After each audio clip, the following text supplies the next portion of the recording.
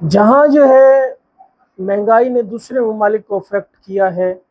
तरक्की पजीर ममालिक के साथ साथ जापान जो है, जापान में भी जो है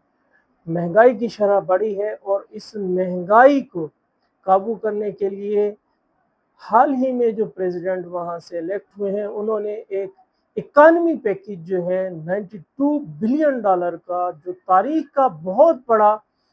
एक पैकेज है, इकोनॉमिकल पैकेज, वो उन्होंने अपनी आवाम को देने का फैसला किया है कि जापान में जो गरीब लोग हैं, कम जो तनख्वाहदार तबका है या कम उजरत वाला, कम आमदनी वाला तबका है, उनके लिए और मईशत की बेहतरी के लिए उन्होंने $92 अरब का जो है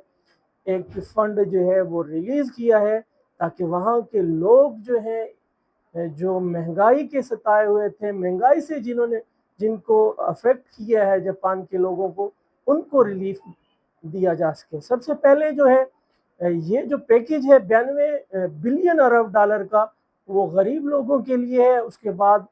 बहुत सारी इकोनॉमिकल इस्लाहात जो हैं वो जापान की जो वज़ीर आज़म हैं उन्होंने दी हैं।